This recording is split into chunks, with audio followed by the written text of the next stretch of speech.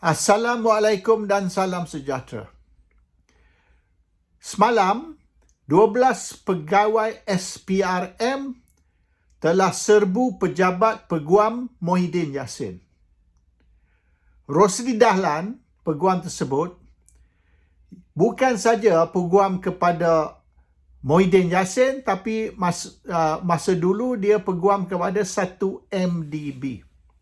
Dan dengan usaha Rosli ni, MDB dapat recover 20 bilion ringgit. 20 billion was recovered through the effort of Rosli Dahlan. Pengarah komunikasi UMNO, Lokman Adam, dia telah tuduh bahawasanya Rosli terima 600 juta, 600 million. Dan dia telah beri 500 juta dari 600 juta tersebut kepada Parti Pribumi Bersatu. Mereka nak siasat, adakah Rosli telah terima 600 juta dan dia telah bayar 500 juta kepada Parti Pribumi Bersatu.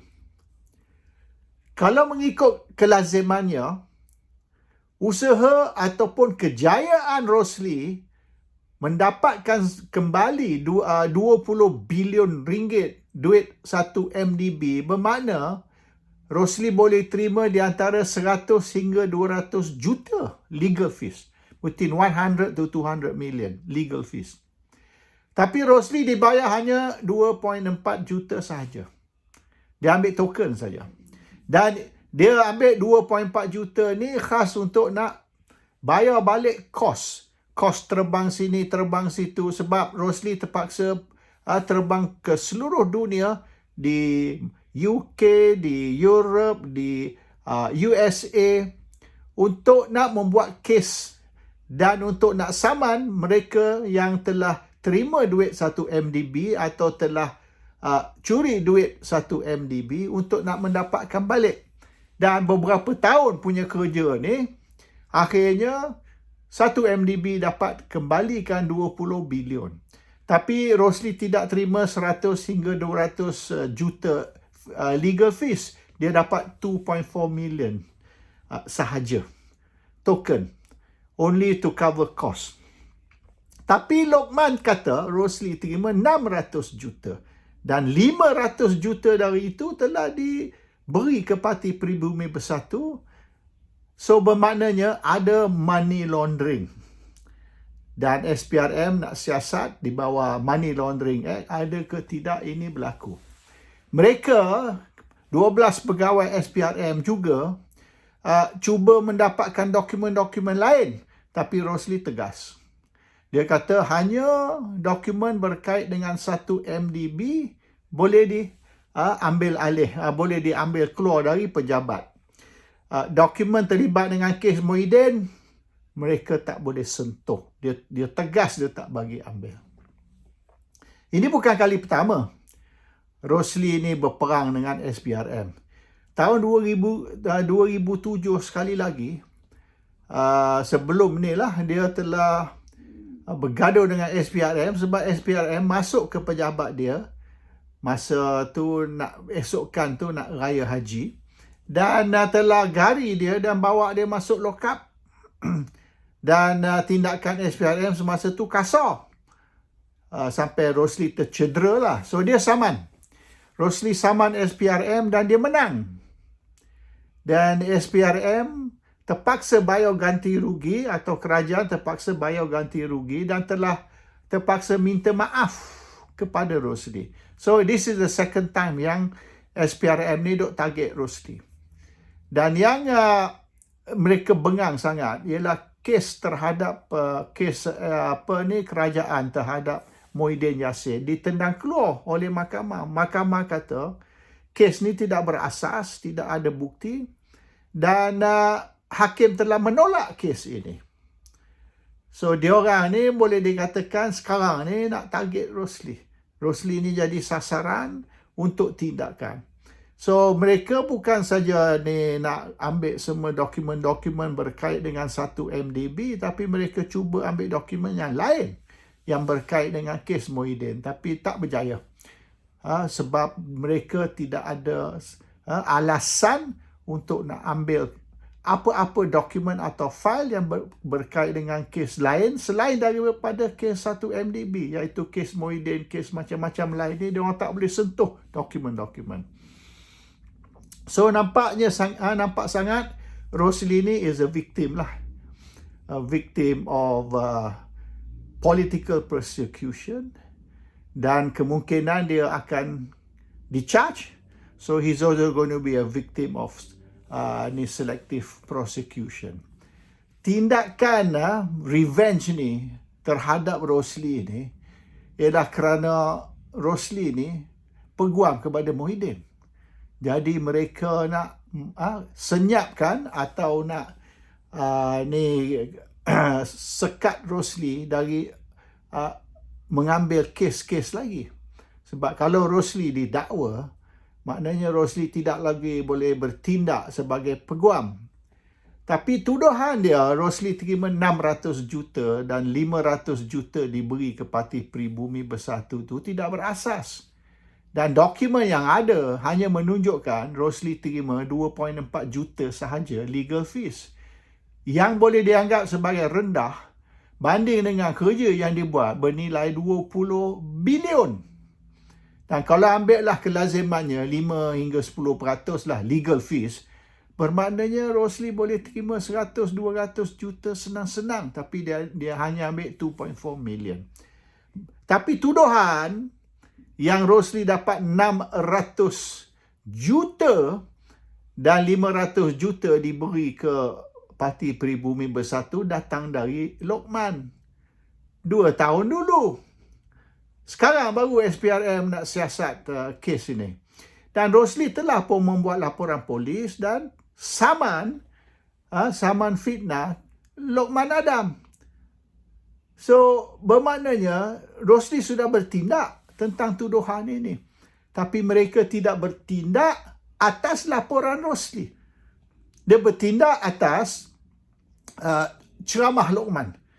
Lokman dalam TikTok, dalam YouTube, dia buat tuduhan. So tuduhan itu boleh dianggap sebagai criminal defamation, satu tindakan jenayah. Tapi laporan polis yang Rosli buat tidak ada tindakan.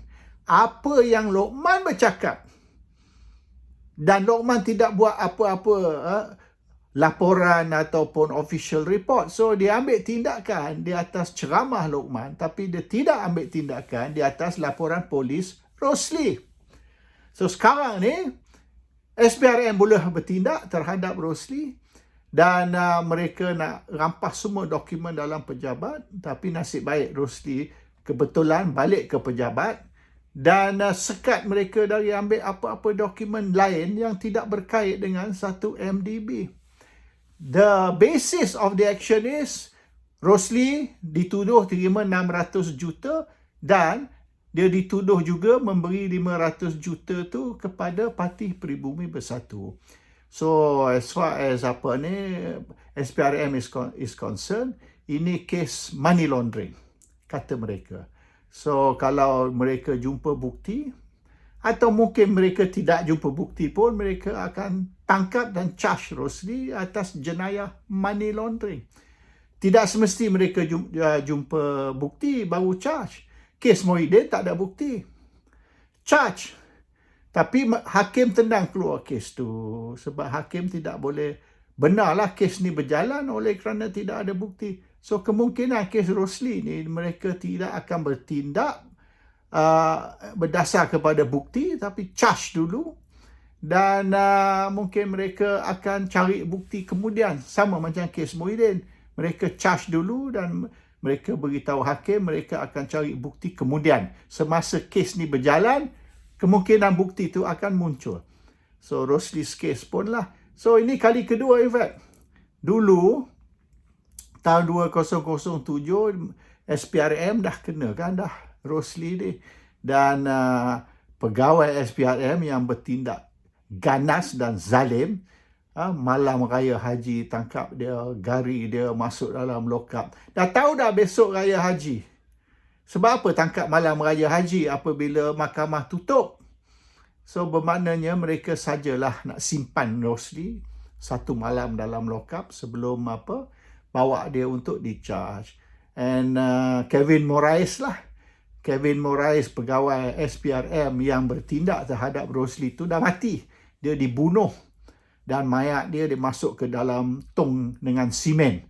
They cemented his body in a drum, mafia punya style. So that was the first time lah. So kali ni mereka nak sekali lagi bertindak terhadap Rosli berunsur politik. Kali pertama pun politik, ini berunsur politik. Mereka marah sangat yang Rosli ni bukan saja mewakili Muhyiddin tapi berjaya. Di dalam kes Muhyiddin sampai hakim pun tenang keluar kes tersebut. So the issue is this. Rosli telah terima duit haram 600 juta dan 500 juta dari duit itu dibagi kepada Parti Pribumi Bersatu. Bermaknanya Parti Pribumi Bersatu juga menerima 500 juta duit haram. So dengan tindakan ini, mereka akan ada grounds lah, akan ada asas untuk nak gantung Parti Pribumi Bersatu. Bermaknanya Parti Pribumi Bersatu yang dikatakan terima duit 500 juta, duit haram dari Rosli telah melakukan jenayah, maka pendaftaran Parti Pribumi Bersatu boleh dibatal. So Parti Pribumi Bersatu tidak akan wujud lagi oleh kerana Parti Pribumi Bersatu terima 500 juta duit haram yang mereka tak declare. Duit yang bawah meja dan tidak ada dalam buku kira-kira. Kalau cek akaun Parti Pribumi, tak ada 500 juta derma dari Rosli. So oleh kerana 500 juta tu tidak ada dalam buku akaun, maka ini bukti yang duit tu disorok dari pendaftar pertubuhan, Registrar of Societies, dan tindakan jenayah ini yang dilakukan oleh Parti Pribumi Bersatu boleh menyebabkan parti itu diharamkan atau pendaftaran dibatal. So isu ni bukan saja tentang Rosli. Isu ni nak kaitkan Parti Pribumi Bersatu supaya Parti Pribumi Bersatu boleh dituduh melakukan jenayah, menerima duit haram 500 juta dari Rosli, dan Rosli pula terima 600 juta duit haram. Sebab kalau official mengikut rekod, Rosli dibayar 2.4 juta sahaja. So kalau Rosli dibayar 2.4 juta, di mana mari 600 juta? Bukan dari 1 MDB sebagai legal fees. Bermaknanya ini melibatkan duit bawah meja, duit haram ataupun rasuah yang Rosli terima, dan di mana 80% dari rasuah Rosli terima telah ditransfer ke Parti Pribumi Bersatu. So Parti Pribumi Bersatu juga melakukan jenayah rasuah. That is how they want to build up the case. First of all, dia kata Rosli terima duit haram. Second, Rosli bagi 80% dari duit haram kepada Parti Pribumi Bersatu. Sebab officially, Rosli dibayar 2.4 juta sahaja, mengikut rekod lah, 2.4 juta. So, apa yang melebihi 2.4 juta ialah duit bawah meja, duit yang tidak declare. Dan kedua-dua, peguam kepada Muhyiddin dan Parti Muhyiddin, Parti Pribumi, kedua-dua akan diambil tindakan. That is the game plan lah. So, kita tengok selepas ni, Rosli ditangkap dan di-charge kerana money laundering, dan sekira mereka boleh buktikan bahawasanya Rosli terima duit haram, maka Parti Pribumi juga berdosa dan boleh dikatakan melakukan jenayah, dan tindakan akan diambil terhadap Parti Pribumi untuk mengharamkan atau membatalkan tindakan membatalkan dia punya pendaftaran. And that's the end of bukan saja lawyer untuk Muhyiddin, tapi Parti Pribumi Bersatu juga. Assalamualaikum. Salam sejahtera.